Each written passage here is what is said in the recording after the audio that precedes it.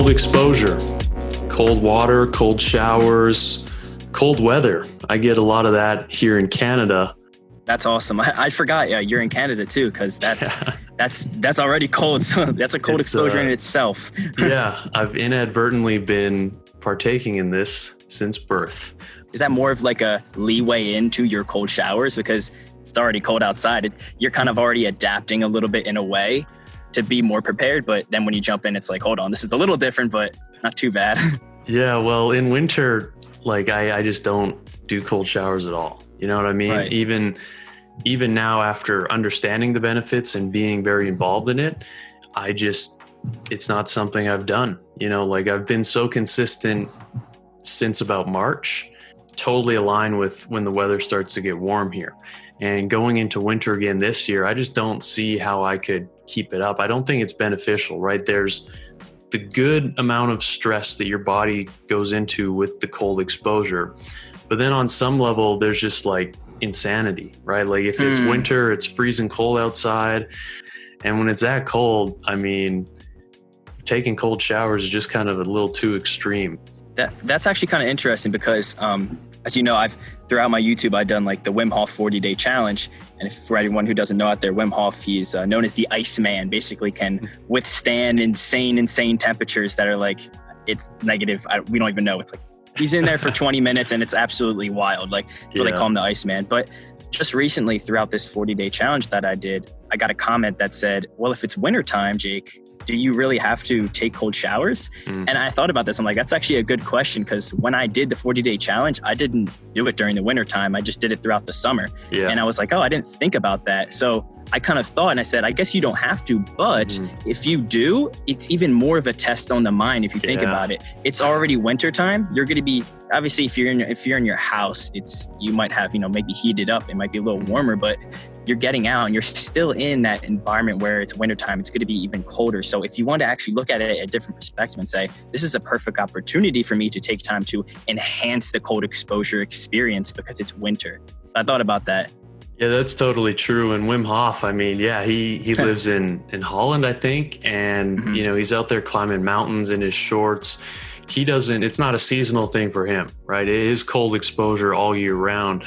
But he definitely does balance it with the heat, right? Like he does like maybe a 60-minute ice bath. I think he did that on his 60th birthday, which was this year.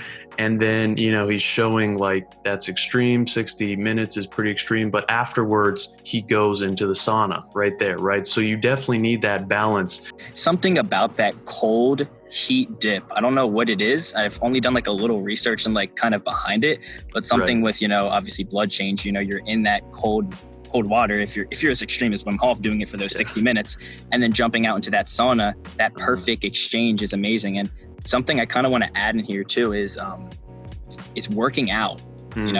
I've noticed that pre-showers for a workout has been so beneficial for me, right? If I'm waking up in the morning and then I'm getting right out of bed and I'm doing a little something like meditating first, a little journaling, gratitude journaling, and then I'll go take a shower to prep myself, my mind, my body for working out, I find that my joints are a lot looser. It's pretty cool. I'm more prepared for that workout.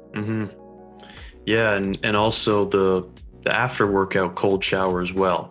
I've always found that easier to get into the cold when you're when you're already warmed up internally already, right? And that's always been an easier way to get into the cold. And I guess when I first started building this habit for myself, it was always after a workout, whether it be just something small, like just half an hour at home, push-ups, jumping jacks, whatever, something that got my heart rate going prior to getting in that cold shower, because I would say that's probably the most disciplined level that you can get to, is having the cold shower in the morning without having warmed up.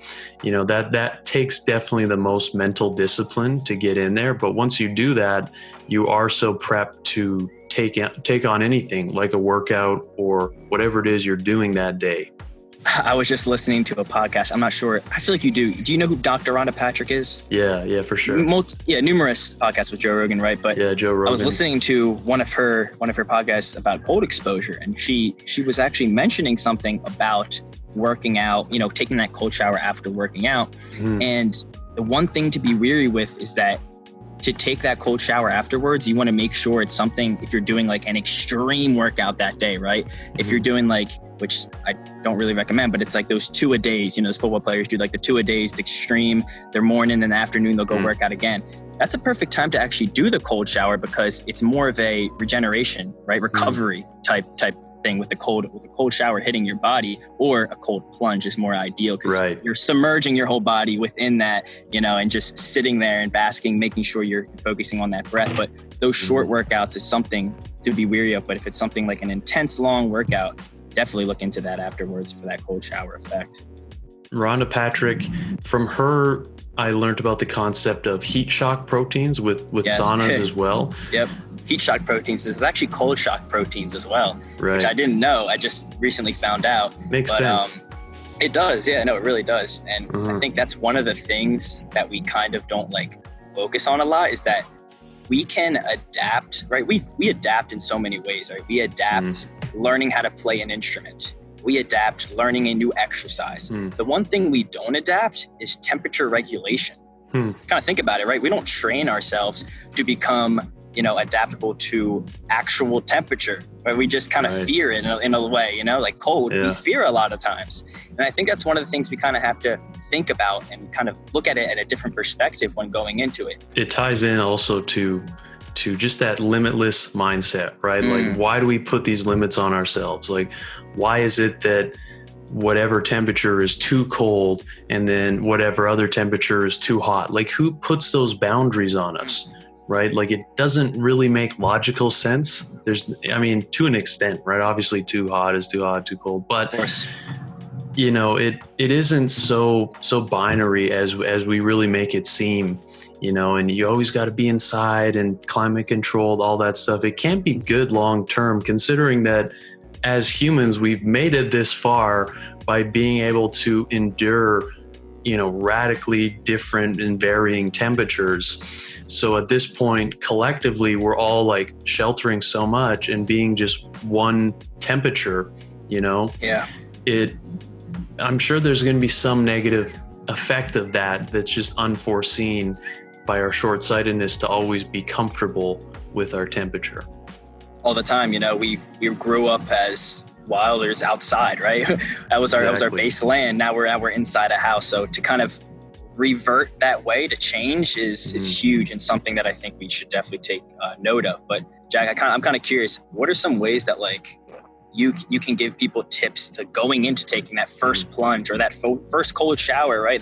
Maybe they haven't even, right, when they accidentally turn the shower off, like, oh my gosh, it's cold, let me just turn it off real quick. Like, what are some ways that, because I get that on my YouTube a lot. They're like, I had this one person that was saying like, hey, it's not working for me. Like, I don't know how do I get into doing this? Like, just that first step.